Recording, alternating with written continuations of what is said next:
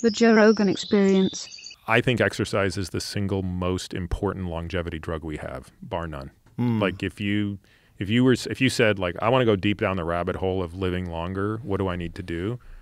It's like a super well-crafted exercise program that is geared towards strength, muscle mass, and cardiorespiratory fitness. So it's all of the above. It's not just one. Right. So I mean, the hazard ratios for each of these are pretty interesting. This has become like, each year I try to bring one new focus into our practice, and the past 12 months, the focus has been entirely around taking exercise to a new level in terms of our understanding of how to fine-tune it.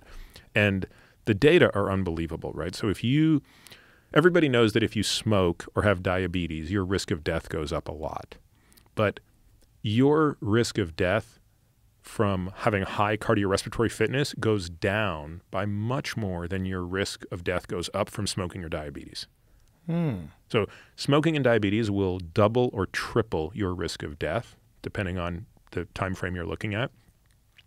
Having very high cardiorespiratory fitness, so having a Vo2 max that is elite, we would define that as the top 2.5% of the population, compared to below average, is a 5-fold reduction in all-cause mortality. Wow. Death from any kind. Whoa. I mean, we don't have drugs that have a 5x reduction in mortality. That's incredible, and that's just elite cardiovascular health. Right. And then when you layer in strength and muscle mass, we actually now have pretty good data as to the fact that strength is more important than muscle mass. We just use muscle mass as a good proxy for strength, but if you just focus on strength, that's the metric that matters. It's about a 3-fold reduction in all-cause mortality when you compare high strength to low strength. And the tests are, we're talking, it's not like how much you can squat and deadlift. It's like grip strength, dead hang, how long can you do like an air squat? Like what's your quad strength? How quickly can you do 5 reps up and down from a chair? I mean, it's relatively simple stuff. But when you stratify people by those metrics and you compare the highest to the lowest performers, there's just no comparison. Is there a point of diminishing returns, though, where you just get really, really strong, but it's not helping you anymore than being fairly strong? On the strength data, we don't see it because the data have only been parsed out as high to low. On the cardiorespiratory, there is a point of diminishing return. So remember I said elite is the top 2.5%. And then we break them into 5 categories, but they're not equal in bucket size. You get most of the benefit, honestly, by going from not fit at all to average fit. That gives you 3 of the 5X. Now, that said, I hold myself and my patients to a way higher standard, which is we have a chart that shows all the data by age, by gender, and by Vo2 max.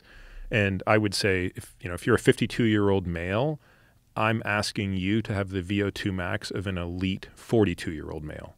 So I want you to be a decade younger, elite. And then we do the same thing with strength metrics. And when you prescribe that, like say if you take a 52-year-old male that doesn't have a history of cardiovascular activity, maybe they, lightly work out at the gym or something like that, what particular exercises do you think are the best to achieve that result? So we start with a base of zone 2. So this zone 2 is that lactate thing I was talking about. So your zone 2 is defined as the highest level of aerobic output that you can generate while keeping lactate below 2 millimole. So I think a bike is the easiest way to do this because stationary or? Stationary, just because you can keep it steady state. When you're on the road, you're all over the place. But so if you're on like a stationary bike, and and also wattage is such an easy metric for people to understand. So how many watts are you putting out, right? So the first thing we would do is say you probably need to be doing at least 3 hours a week of that zone 2, which is building an aerobic base. So 4 45-minute sessions at zone 2, constantly driving it up. And honestly, 1 session of Vo2 Max training per week, and the best protocol for that is the 4x4 protocol. So that's 4 minutes at the highest output you can sustain. So here you could do it on an air bike or something, right? So you could do what's the highest wattage you can hold for 4 minutes, and then 4-minute recovery, and do 5 of those sets once a week. So when you're doing that, do you think that the best is like an Airdyne that works the arms and the legs, or do you think just a regular bike that just works the legs? Like what is? For zone 2, I mean, it really just matters that you're consistent, but I think most people find you can do a higher output when you're on an air bike in terms of absolute wattage because you are leveraging upper and lower body. It really doesn't matter that much. I mean, you can do this on a treadmill, you can do this on a stair climber, you can do this on any kind of cardiovascular activity, but you need 45 minutes 4 times a week. That seems to be the minimum effective dose on zone 2. Now, if someone's super deconditioned, it can probably be 3 30-minute sessions to start, and they'll see benefit. Interesting. And then as far as a strength program, like, do you recommend specific exercises? Is it like squat, deadlift? Well, it depends on, this is where it gets very dependent on the person. So we have a test that we put our patients through that's 10 exercises.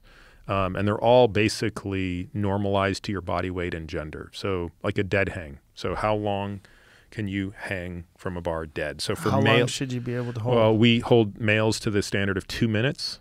And that's a long time. Yeah, and females to 1.5 minutes at the age of 40. So then it gets discounted by decade. Watch the entire episode for free only on Spotify.